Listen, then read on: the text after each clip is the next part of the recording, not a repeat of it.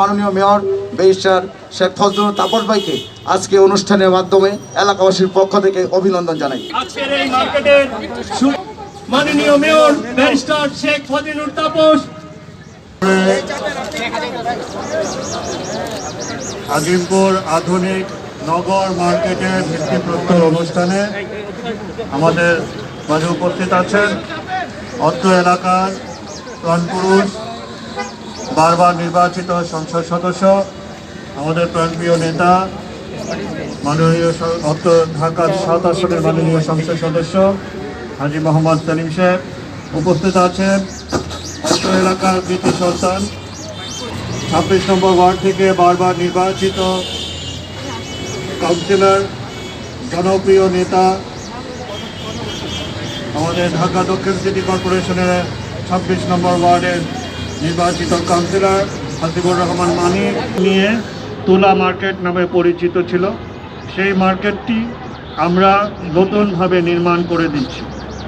এই মার্কেটটি ৬ তলা নির্মিত হবে এবং এখানে উপরে ফুড কোর্ট সহ অন্যান্য সুযোগ সুবিধা থাকবে এবং একটি আধুনিক মার্কেট হবে এবং এই মার্কেটের সাথে এলাকাবাসীর একটি ছোট্ট মসজিদ ছিল।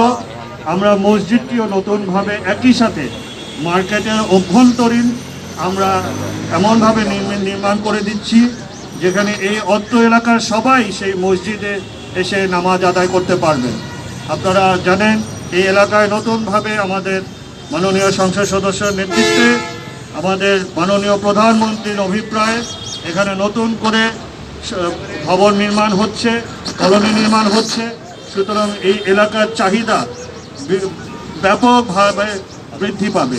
সেই সকল কিছু বিবেচনা করে এবং এই রাস্তাটা সড়কটা অত্যন্ত গুরুত্বপূর্ণ একটি সড়ক, সেগুলো বিবেচনা করে মার্কেটটা আমরা এমনভাবে নির্মিত করছি যাতে করে কোনো রকম যানজটের সৃষ্টি যেন না হয় এবং এখানে সকল বাহনগুলো ভিতরে প্রবেশ করে যেন তাদের কার্যক্রম করতে পারে সেভাবে চিন্তা করে আমরা নকশা প্রণয়ন করছি।